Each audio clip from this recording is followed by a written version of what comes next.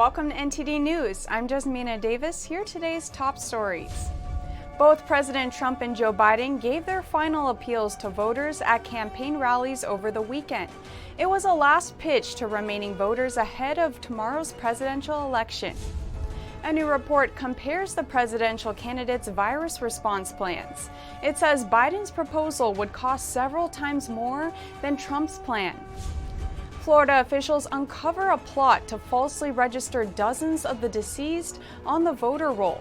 More than 50 such new voter applications were sent to the Broward election office this summer.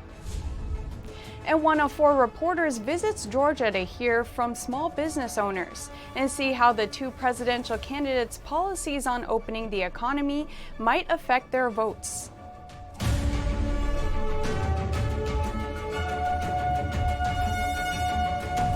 President Trump and Joe Biden making their final pitch at campaign rallies over the weekend. Barring a landslide victory by either candidate, the election results from tomorrow night could take days to determine. This is largely due to unprecedented levels of mail-in voting this year. President Trump and Democratic presidential nominee Joe Biden delivered their final appeals to voters at campaign rallies in top battleground states on the weekend. The president totaling 5 rallies in one day on Sunday, visiting Michigan, Iowa, North Carolina, then on to Georgia and Florida. Biden delivered 2 speeches at drive-in events in Pennsylvania, with a finance event scheduled for the evening. Biden's first short speech in Philadelphia steered clear of policy proposals, instead focusing on personal attacks on his opponent. It's time for Donald Trump to pack his bags and go home. It's time to breathe some life back into this nation. We're done. We're tired of the tweets, the anger, the hate, the failure, the irresponsibility. He called it almost criminal the way President Trump has handled the pandemic. Biden suggesting that he would place stricter controls on mask wearing, social distancing, testing, and tracing. In 2 days, we can put an end to a president who has failed to protect this nation. Biden also made claims that the Republican Party and President Trump are trying to suppress voter turnout. The former vice president was joined the day previously in Michigan by former President Barack Obama. Although technology was not always on his side. Obama said Biden has the experience to get things done. Speaking in Michigan on Sunday, President Trump said he had fought hard to turn around the manufacturing industry in the state. Before I became president, the great state of Michigan was hemorrhaging your car companies and your car businesses. The president said this was due to politicians like Biden, saying Biden's turned out to be a corrupt politician. Under Biden's lockdown, you will be living in a prison state. That's what it is. They want to lock it down. Let's lock our country down for a couple of years and let it go away. President Trump is calling for an end to lockdowns to allow the economy to rebound, saving jobs and people's livelihoods. He said in Iowa that a vote for his party was to save the America we love and urged supporters to go out and join what he touted as a surge of votes for the Republican Party. Vote, vote, vote. Join the red wave. We have a giant red wave that's formed. It's formed. The president noted a recent Gallup poll that suggested more Americans feel their lives have improved under the Trump's administration than those who don't. And the Biden campaign has said Joe Biden will make an address to the nation Tuesday night from his home state of Delaware. He'll be accompanied by his wife as well as running mate Kamala Harris. President Trump said he would likely be watching the results from between the White House and his nearby hotel.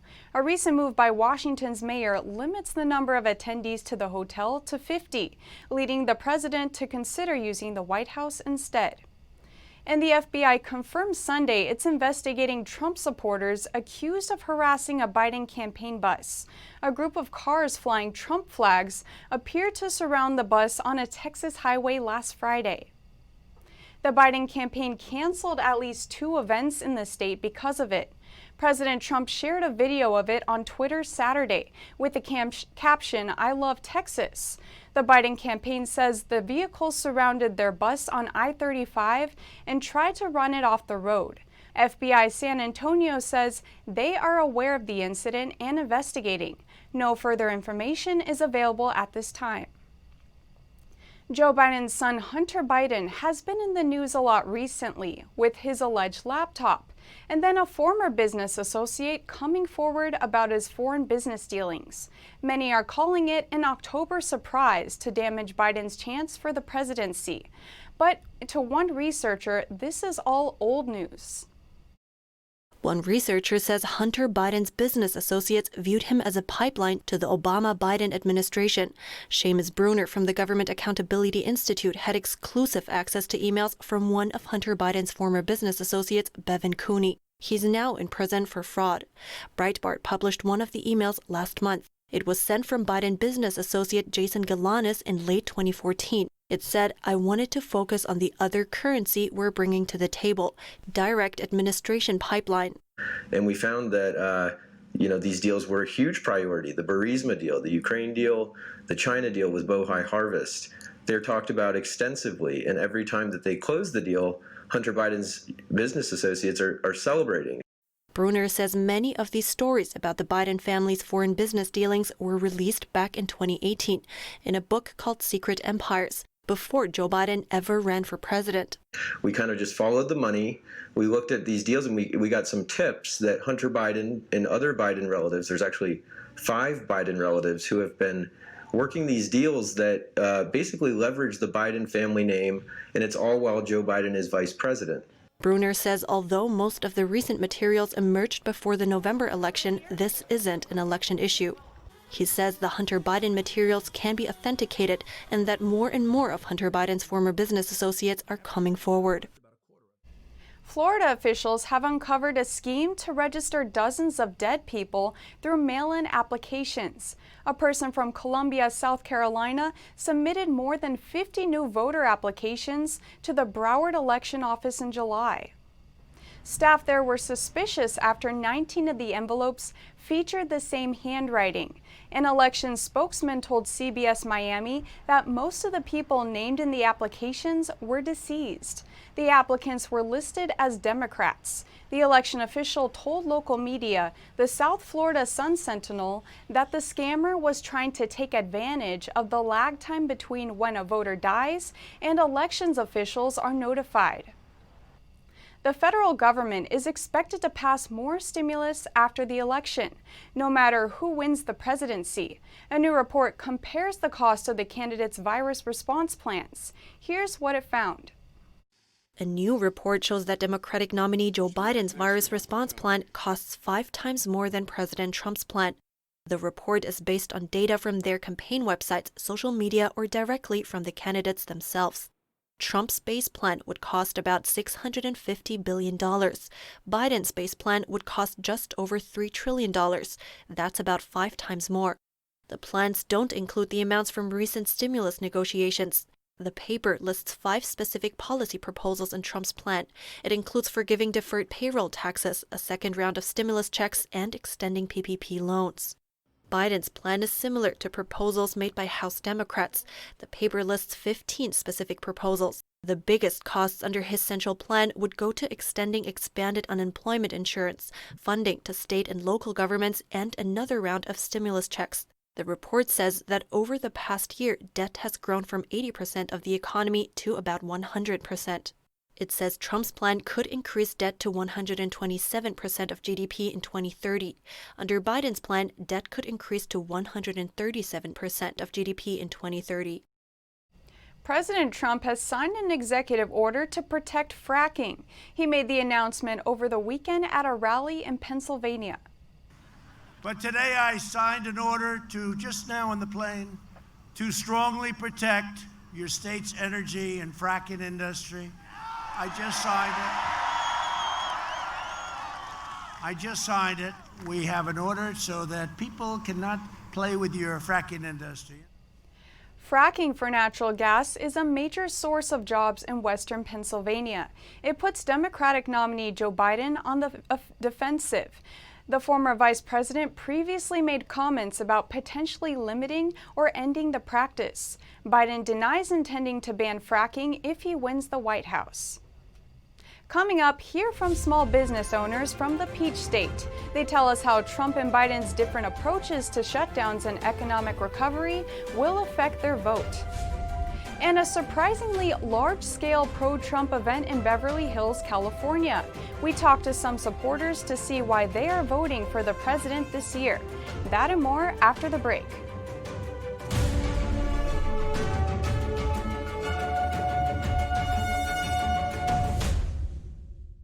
With Georgia emerging as a key battleground state this year, our Atlanta reporter found that the red-blue divide is even more evident when talking to small business owners there. With Biden hinting that he may enforce another lockdown and Trump vowing not to impose a national lockdown, small business owners in Georgia tell us why these two very different approaches might influence their votes this year. NTD's Melina Weiskup brings us more from a small town in Georgia. We survived the first close down. We're not going to be able to survive that second close down. States across the nation are continuing to recover from this pandemic, and especially small businesses, which have been hit hard. Now, Georgia was one of the places that got criticized for closing down late and also reopening early. Some of the small business owners here say they appreciated the governor's approach, which gives some hints to how they might vote in this year's election. Other business owners tell us they wish that the governor would have stayed closed longer, even though they were struggling. They say it was hard to apply for the small business loans here. So although there were resources out there, it was very difficult for a business such as ours to actually get those resources. They told us the recovery has been slow, but despite their losses, they hope for a more stringent lockdown from Governor Kemp. Did I think we were ready to reopen when we did? Absolutely not. In the business that we're in, we're forced to come back. Hinting that Trump's goal to fast-track economic recovery is not what they would consider an ideal way to help businesses recover. Smith also didn't get any federal loans during the shutdown, but she's glad to be able to have the opportunity to go back. Everybody was pressured to close, and I was thankful that he was one of the last ones to close, and I was even more thankful that he was one of the first ones to open. In September, Georgia was rated the best place to do business for the 7th time in a row, showing the pandemic didn't defeat their economic growth. They rated best state for many other reasons too, but that didn't hurt. Just making it functional and available for businesses to work. Despite that, some Georgia residents and other states' governors have been concerned that the state doesn't have strict mandates. According to the data, Georgia did see a spike in CCP virus cases after business restrictions were lifted in April. But over the past 3 months, the state has seen a steady decrease in cases without having enforced another lockdown. Reporting by Melina Weiskup, NTD News. In Texas, a group of Republicans lost one of 2 legal challenges they filed, hoping to stop drive-thru voting in Houston. On Sunday, the Texas Supreme Court rejected the request by conservative activist Steve Hotz. They argued that drive-thru voting violates Texas election law and said more than 120,000 votes should be thrown out. But a Harris County judge pointed out that drive-thru voting was used in the state's summer runoff election and was considered legal then, with no objection. Meanwhile, a nearly identical case was pending in federal court to be heard this morning. Harris County is the 3rd most populous county in the U.S. and largely Democrat. It has 10 drive-thru polling sites. Already a record of over 9 million ballots have been cast in Texas. While the state is traditionally Republican, polls show a tight race there. President Trump spoke to crowds of thousands in battleground states over the past weekend. But in California, a pro-Trump event was also able to draw thousands of attendees, despite the president's absence. California has voted for Democratic candidates in every presidential election since 1992, and the share of Republican votes has been shrinking gradually overall. In 2016, Trump lost the state to Hillary Clinton by 30 points. However, the scale of the pro-Trump rally in Beverly Hills this past Saturday came as a surprise to many. Thousands of supporters gathered on the streets in this traditionally Democrat neighborhood on Saturday, waving Trump 2020 flags and American flags with great enthusiasm. We spoke with participants at the event to get a sense of what they have to say about this year's election and America's future. I've been voting in every presidential election since I became a U.S. citizen. This year is different. It is my first time coming out in support of Trump. This year's election is different from past elections. Past elections have been a choice between two parties or two candidates. It doesn't make a big difference who wins. But this year, America is at a crossroads. You either go the direction of justice and brightness, or you go the direction of darkness and evil. If Trump does not win, I'll move out of California. It's simple. Because a place full of Democrats has no justice, no moral principles, it's a place I can no longer live in. President Trump knows that we're a constitutional republic, and we don't want to follow socialism or communism because those are horrible policies. Because my father, he came from Cuba, so he knows communism very well, and he can tell you that the difference between communism and America is freedom. President Trump has also posted an article about this rally on his official Twitter account, thanking his supporters. Up next, 7 prominent Hong Kong opposition lawmakers were arrested on Sunday. It was in connection to a scuffle where pro-democracy and pro-Beijing lawmakers clashed.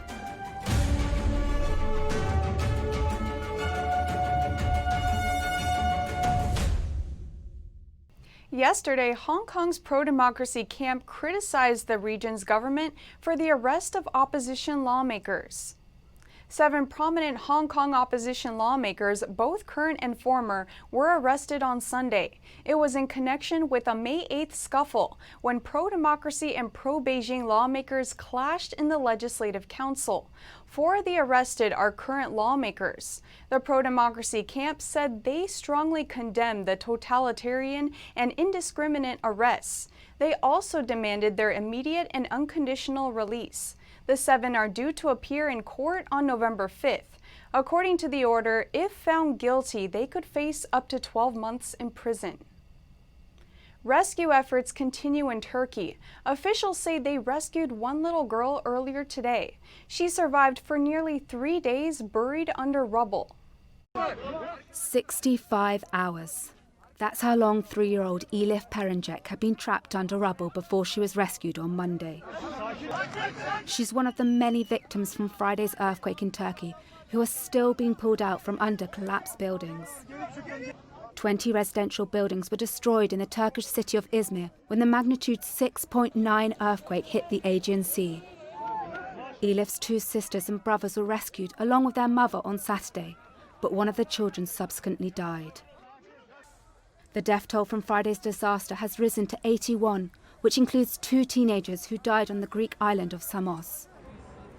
The head of Turkey's Disaster and Emergency Management, Mehmet Gölügü, gave an update on Sunday about the rescue efforts.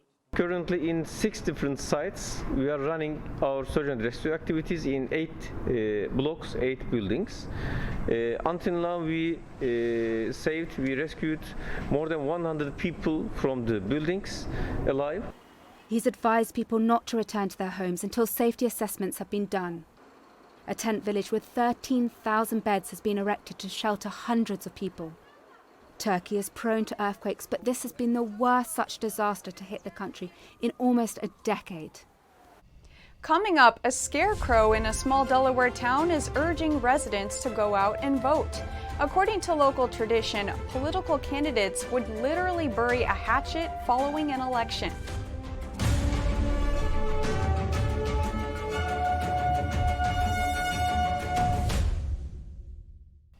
The candidates aren't the only ones urging Americans to go out and vote. A scarecrow in a small Delaware town is also reminding residents to perform their civic duty. Despite heavy rain, Uncle Sam Pumpkin Scarecrow was standing at the main intersection in the small town of Georgetown, Delaware. A big vote sign on his lapel reminds residents to cast their ballots on November 3rd. With the scarecrow, everyone needs to not be afraid to get out and vote. Everyone needs to go to vote. The Scarecrow was competing in the annual Georgetown Arts and Flowers Scarecrow Contest, along with other contestants. The contest has run for the past 5 years. The idea was to decorate the town for fall and engage the community. The Scarecrow was dressed just like the town's crier. According to local tradition, he would announce winners in the town's political elections. Then he would lead the 2 most important candidates on a ride through town to the old courthouse to bury the hatchet. Well, I think people know the saying, bury the hatchet. It means you forgive and move on. And that's what they do. But here, they actually have a hatchet, and they'll take it and they'll bury it over, oh, you can't see it from here, but by the old courthouse there's the place where they do bury the hatchet. It comes at a time when unrest is flaring across the country, and commentators say there's potential for more, especially as questions about voter fraud and missing ballots rise across the nation. And that's all for now. Catch us again at 6:30 p.m. Eastern Time. I'm Jasmina Davis.